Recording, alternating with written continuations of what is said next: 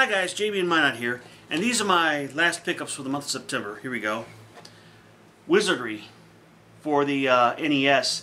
It's a first-person RPG. It's this series is really popular. They've got a whole bunch of them on the PC. I don't know if they've released any on any of the modern consoles lately, but there's that. This was made for the Super Scope. Unfortunately, I don't have one of those older TVs. TinStar. You use the Super Scope, designed for the Super Scope. You're shooting at it's basically like a carnival show. You're shooting bad guys, Wild West show, stuff like that. Beautiful graphics.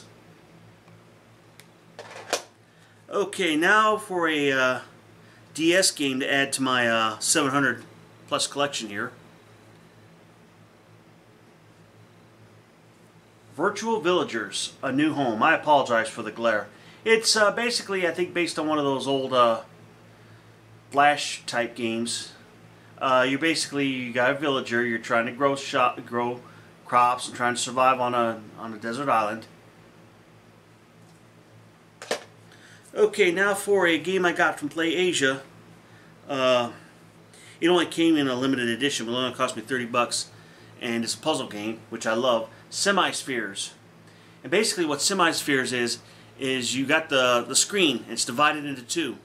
And on each side of the screen you have the same layup, only with two balls. And what you have to do is you have to get both balls into the exit at the top of the screen. And there are all kinds of obstacles. You use the ball on one side of the screen to help the ball from the second side of the screen get to where they need to go, and they help each other out. And you kind of have to maybe move them at the same time. It's a great puzzle game. If you like puzzle games, it's this. It's the graphics are really simple, the concept's really simple but hard to master, and it's a beautiful game with a beautiful soundtrack. This one comes with not only the game, but it comes with a Semi-Sphere sticker and a score, a CD. So, and there's that. Now for 3 Switch games I bought. I had to buy this from Best Buy for 29 bucks. Undertale. This has already been out on all the other consoles, but it's a physical release of others. It's an RPG, but it's kind of a weird RPG. It's got a 16-bit type graphics, and you're trying to make your way home from you fall underground and you make your way home and you fight all kinds of monsters. Now the battle system is pretty unique. What it is when you hit an enemy, there's like a little meter at the bottom of the screen, and it moves back and forth, just like in an old golf game that used to be on video games. What you do is that meter moves back and forth, and you hit the A button at the right time, and that's how hard, and if you hit it at the right place, that's how hard you hit the enemy. And in order to avoid being hit by the enemy, what they do is you got this little square, and you're a little dot in the square, and they have all these items that fly around in the square, and you got to avoid them, and that's how the enemy hits you.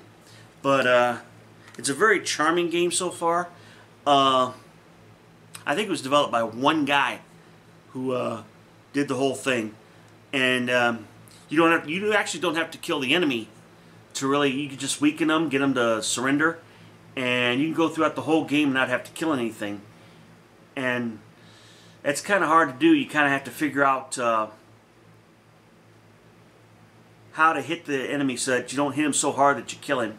But there's that, and like I said, it's got 16-bit graphics on there.